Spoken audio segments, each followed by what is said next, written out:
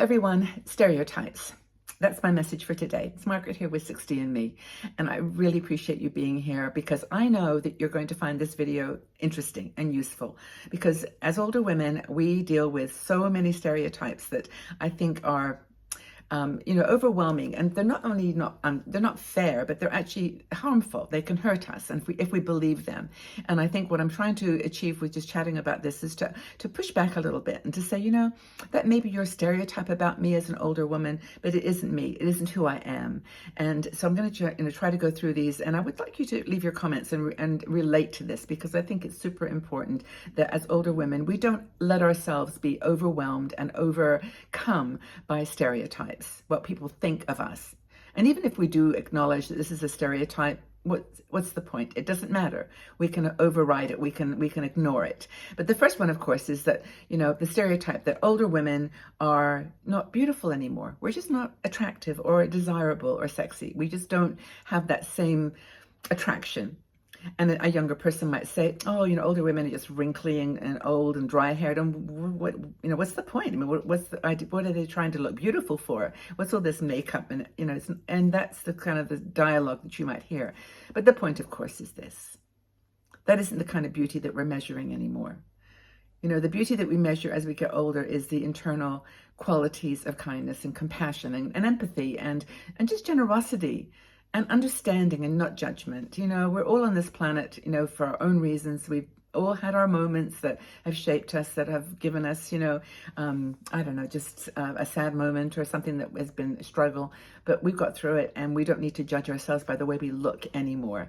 And I'm looking at myself right now. I didn't do a backdrop today on my video, which is kind of unusual for me. I normally put flowers and things, and then I just thought, I know I'm just going to sit here and talk, and hopefully you'll see just who I am, just for what I am. There's no elaborate anything behind me. It's just who I am. The next stereotype is that older women cannot keep up with technology. Yes, they're all on Facebook, but that's for old people. There's nothing going on in that, but the real world is out here where I am on chat, whatever. They might have the list of places that they go. Older women just understand technology. Well, I would like to question that one because most of us older women who are in our 60s, lived through the moment when computers became a big thing. Do you remember when they actually weren't in our lives? I mean, when I was a child, I did not have a computer, none of you did, or a phone, or none of those mobile devices. We just had ourselves, our creativity, our ability to create a world out of what we had. And so I think that even though they may say we don't understand technology, we're a little bit backwards, we're maybe not in tune with what's the latest video or artificial intelligence or whatever, but we know what it is to have technology in our lives. We've adapted. We've taken it on and we learned it when it was just a laptop or a desktop computer, and we've grown with the changes and we've learned from the changes. And so anyway, I think that's a stereotype that we definitely can push back on. Yes, we may not know all the latest and greatest video techniques or how to do all the trending, online stuff, but we know technology. Trust us, we do. The next thing is that we're out of touch with modern culture. Okay, now this is one where I can see where a person might say, older women just don't get it. They're stuck in the past. They think about things in relationship to what's happened in the past. We talk about when I was your age or, back in the day. But I think that we are smarter than that. I know we are smarter than that.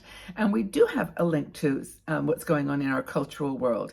Now, we may vote in a way, some people in our boomer generation may vote in a way that younger people don't agree with. But we're not going to get into politics because that's not where the truth lies about culture. Culture, for me, is about the things in technology and in things that evolve that shape us. And they shape our view of things. Also, the way that people are living their lives, the freedoms that they want to have to be themselves, to love who they want, to be with who they want, to be the person that they want to be.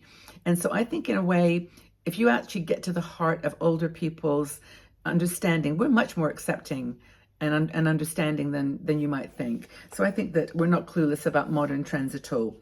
Another one is that older women are fragile and helpless. We need help walking down the stairs. We're very, very fragile. Okay, we do have a lot of situations where women do need some help. We need a walking stick or a walker. Our bodies are getting older. Our muscle mass is reducing. We all know this is a reality, but we are not fragile. We are the toughest women on the planet. In my opinion, we are more valuable in turbulent times than so many people because we've been there. We've done it. We know what it means to be strong. Now, physically, we might need a little bit of a help and adjustment, but we don't need, and we might need help with what you might consider the simplest tasks. As a younger person, I'm talking to the person that's talking to me, but we are strong. We are strong and resilient, and that's what matters. Another stereotype is that we're old and set in our ways. We don't like to do anything differently. We just do things same old way. They're not, we're not open to change. We don't like to learn things. Well, of course, this is a stereotype that we can push back on, just showing the fact that, for example, the largest group of people opening new businesses and succeeding are older people over 50. We are the ones that are making things happen by our creative energy, our networking, the people that we know and the things we know how to do. We are open to change. We know that it's the only thing that's going to be constant in our lives. We've done it. We've been through change in our relationships, in our work, with our children. Everything that we thought was going to be perfect and beautiful, well, not everything, but many times it changes. And we know how to adapt, to sidestep, to recreate. We do it really, really well. I think that stereotype is a little bit unfair. Another that we're forgetful. Where did I come in this room? I mean, how many times have you done that?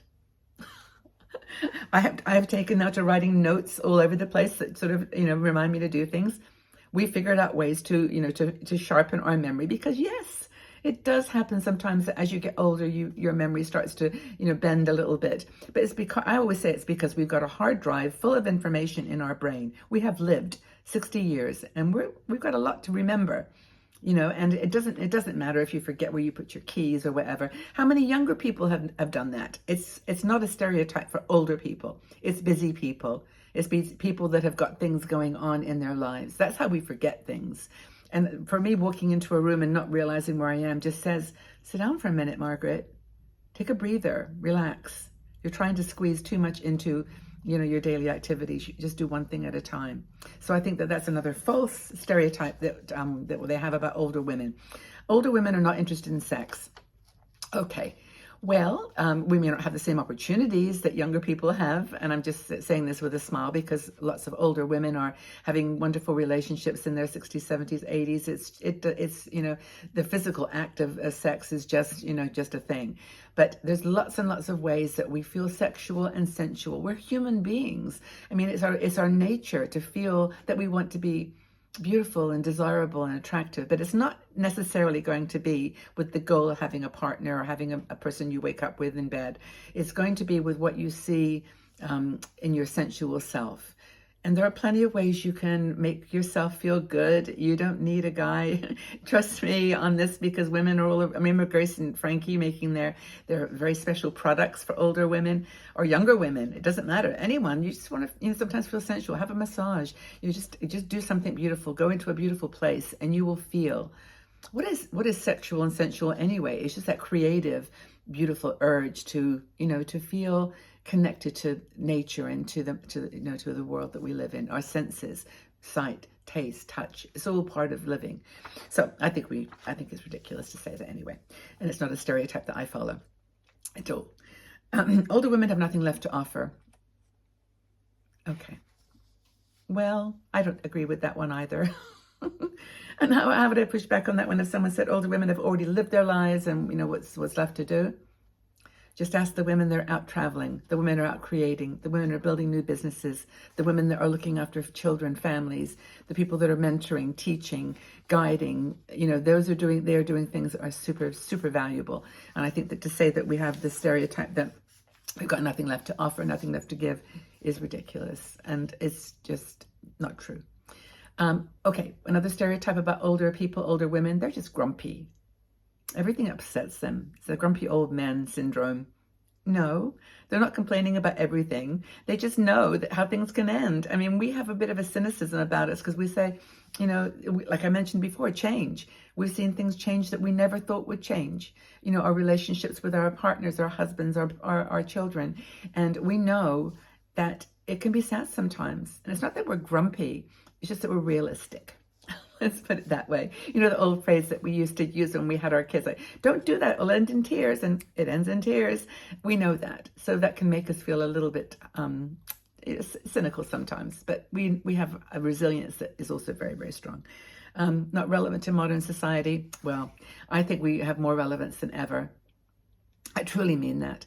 I'm actually going to do another video on this topic because we asked women in our 60andMe community, do they feel more relevant in turbulent times?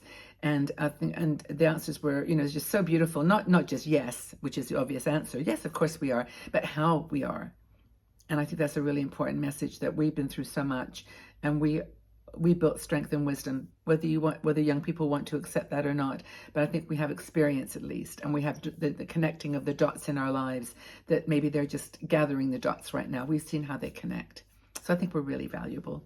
That's just my feeling. But of course, I wouldn't be here with 60andMe creating a community of women all over the world over 60 if I didn't think that we had something to offer, and that these stereotypes need to be challenged and pushed back on.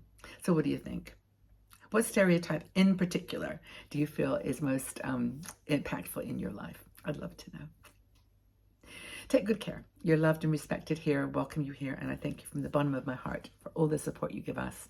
And just go out into the world. Have a fabulous day. Shine in the world. Be yourself. Be your beautiful self. Love you all.